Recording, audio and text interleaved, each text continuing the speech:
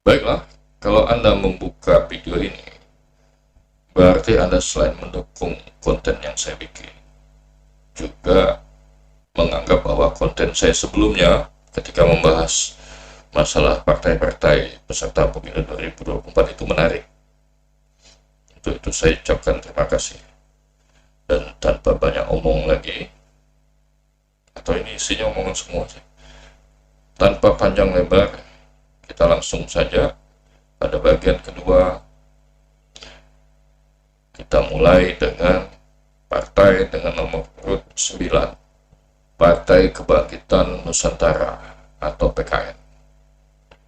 Nah, ini benar partai baru yang saya sama sekali tidak tahu sama sekali, baik itu sejarah maupun pendirinya. Oleh karena itu, saya coba buka Google dulu ya, untuk mengetahui ini partai apa sih.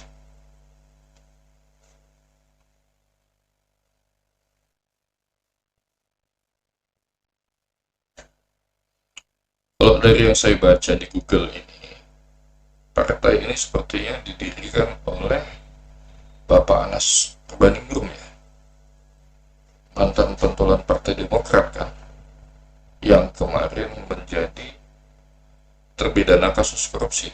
Sudah bebas tuh, belum menggantungkan diri di Monas. Lalu sekarang bikin partai baru. Saya malah mikirnya PKN ini erat kaitannya dengan PKB loh. Ternyata jauh sama sekali.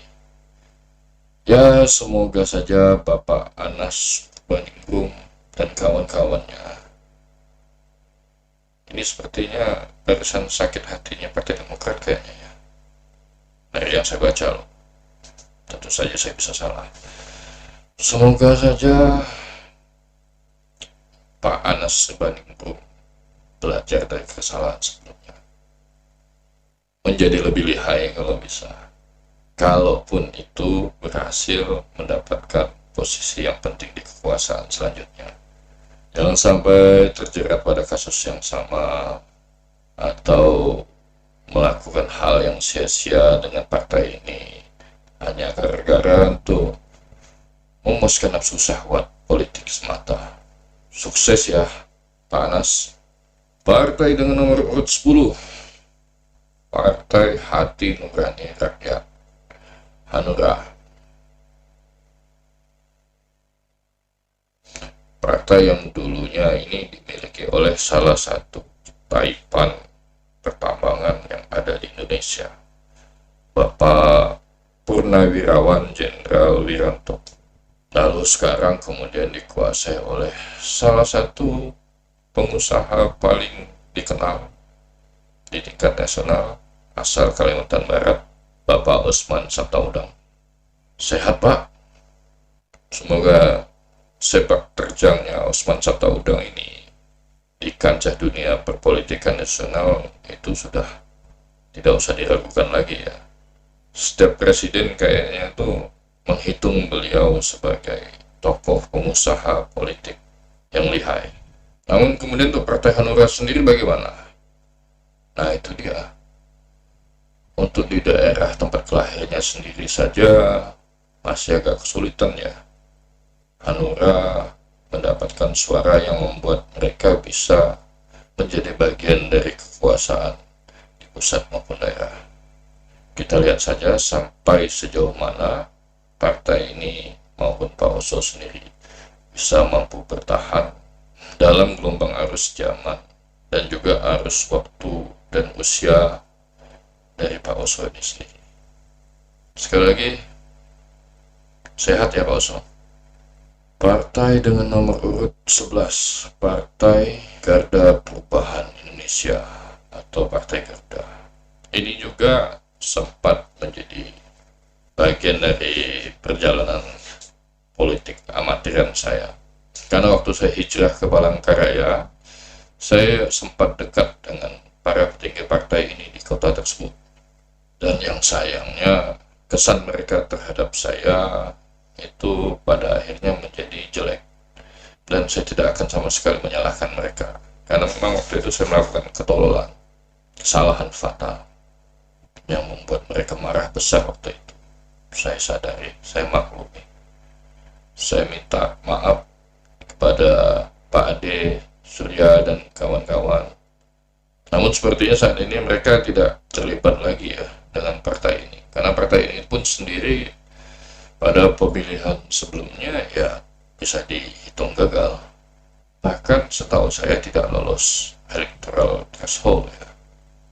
Dengan pergantian nama sedikit modifikasi, namun tetap dengan lambang yang sama, mereka kemudian kembali mencalonkan diri menjadi salah satu partai peserta pemilu yang lolos di tahun 2024. Tidak ada yang banyak bisa kita bahas lagi dari partai ini sepertinya.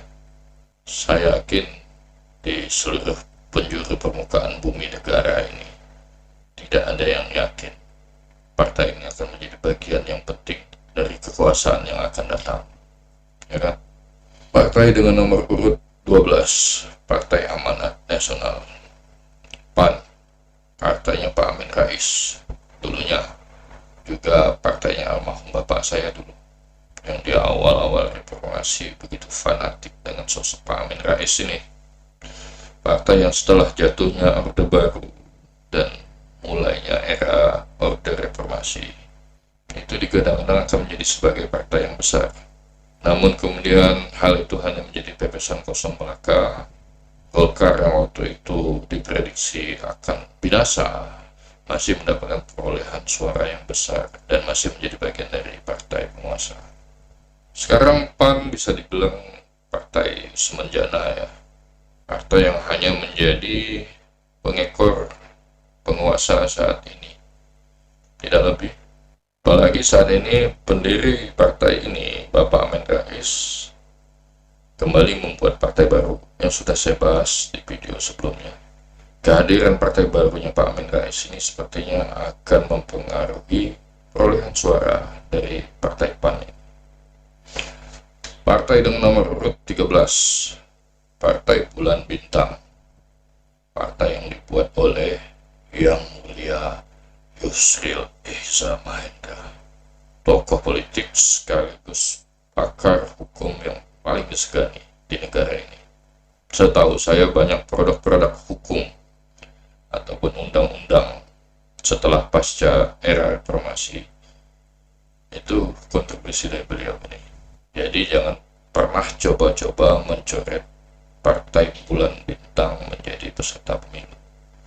Pernah dicoba kemarin kan, kemudian gagal, kalah di yudikatif, habis dihajar oleh Yang Mulia Yusril Iza Mahendra dengan kemampuan dalam bidang hukumnya yang benar-benar nyaris tak terkalahkan. Ya tapi wajar lah, aturan-aturan hukum yang dipakai oleh KPU saat ini itu ya sebagian besar setahu saya kontribusi dari beliau juga. Jadi tentu saja akan mudah bagi Yang Mulia Yusril Iza Mahendra untuk menemukan celah-celah agar partainya beliau ini tetap eksis.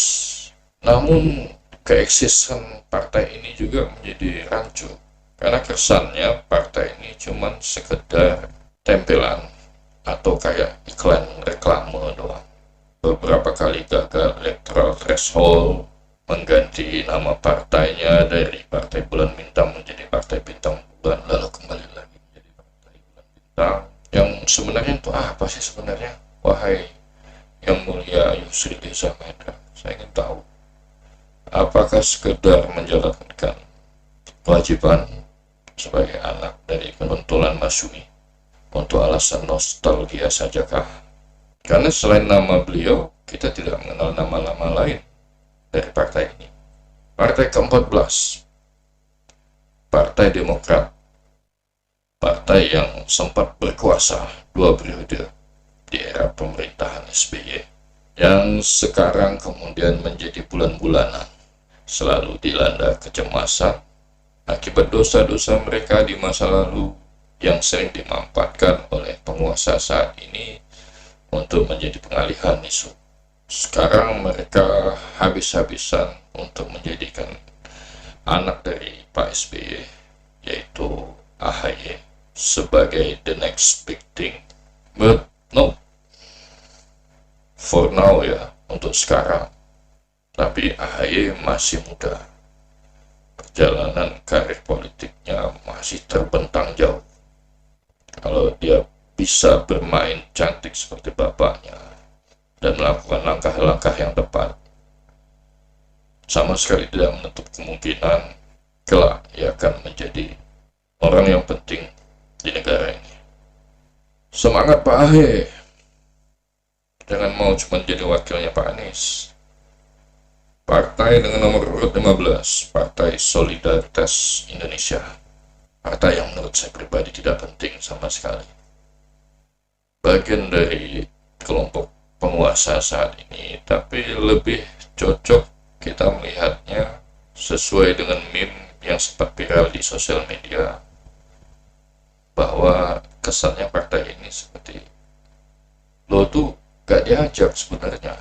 Saya tidak habis pikir dengan manuver-manuver politik yang diambil oleh petinggi partai ini, terutama ketua umumnya Bapak Giring Niji, atau Giring saja saat ini, yang terlalu Jakarta sentris dan terlalu doyan cari perhatian ke Anies Baswedan. Jujur saja deh, PSI ini sebenarnya benar-benar benci dengan Anies Baswedan atau justru benar-benar cinta. Tapi saya antusias sekali dengan sepak terjang Giring, keberanian dia mengambil keputusan untuk mundur dari dunia hiburan yang membesarkan namanya untuk terjun ke dunia politik yang kejam di usianya yang masih sangat muda, mengorbankan banyak hal termasuk nama bagusnya. Mudah-mudahan kelak dia bisa memberi benar-benar kontribusi yang berarti buat negara ini. Jadi maju terus Bung Niji, Bung Giring. Partai ke-16, Partai Persatuan Indonesia, atau lebih dikenal dengan Perindo, partai yang paling dikenal karena marsnya yang tidak henti-hentinya diputar di salah satu stasiun TV swasta yang dimiliki oleh petinggi partai ini, Pak Haritanu. Partai ini juga menjadi semacam pelajaran buat saja ya, penambah wawasan. Selain kejatuhan dinastinya Bakri, bahwa ternyata memonopoli media massa tidak kemudian membuat orang memilih partai Anda, bahkan bisa dikatakan tidak memiliki pengaruh sama sekali terhadap perolehan suara partai Anda. Itu yang menjadi pelajaran buat saya dalam urusan permainan politik. Partai ke-17, Partai Persatuan Pembangunan atau P3. Ini partai senior loh, usianya sama dengan Golkar dan juga PDI. Namun kemudian saat ini dikalahkan oleh zamannya. Popularitasnya semakin meredup karena banyaknya partai-partai yang mengusung dan menjual serta membawa nama Islam di negara ini. Apalagi di pemerintahan saat ini, lenggak-lenggoknya kalah ya dari PKB-nya Caimin. Habis sudah, hidup segar, mati tak mau. Apalagi setelah diobrak-abrik kemarin ya, dipecah belah, gaungnya semakin tidak. Partai terakhir, partai dengan nomor urut 24, partai ke-18 di antara partai-partai di tingkat nasional, Partai Umat. Yang saya sampaikan kemarin, partai yang sempat tidak diloloskan, lalu kemudian setelah gonjang ganjing ribut antara Pak Amin Rais sebagai pendiri partai ini dengan para petinggi KPU, akhirnya kemudian diberi kesempatan untuk melakukan verifikasi dan berhasil lolos. Partai ini didirikan oleh Pak Amin Rais. Selain memang kecewa dengan pemerintahan Joko Widodo, juga sepertinya karena kecewa dengan partai yang pernah didirikan oleh Pak Amin Rais sendiri, Partai Amanat Nasional, ya kan, yang sepertinya telah mengucilkan dan membuang beliau jauh-jauh beserta dengan kerabat-kerabatnya tidak menghargai kontribusi beliau sama sekali. Jadi saat ini beliau ya seperti dalam fase periode puber kedua. Mudah-mudahan sajalah dengan partai yang baru ini beliau bisa memberikan kontribusi lagi kebaikan bangsa ini. Walaupun saya sebenarnya ya lagi-lagi tidak begitu yakin akan ada gebrakannya sama sekali. Oke, demikianlah kawan-kawan para penikmat isu-isu politik di negara ini. Telah saya sebutkan partai-partai politik peserta pemilu 2024, siapa yang akan menjadi pemenangnya dan siapa yang akan menjadi pecundang. Apakah partai yang berkuasa saat ini ataukah partai oposisi yang memiliki kesempatan untuk mengambil alih, atau ya tidak sama sekali. Siapa yang menang, siapa yang kalah akan saya bahas di kesempatan berikutnya di lain waktu. Yang pasti kita pasti tahu ya, siapapun pemenangnya, ya jangan pernah berharap banyak lah. Jangan berharap setelah partai-partai ini berhasil terpilih menjadi bagian dari kekuasaan, itu akan benar-benar peduli dengan kita. Oke, sampai jumpa di pembahasan saya selanjutnya. Assalamualaikum warahmatullahi wabarakatuh.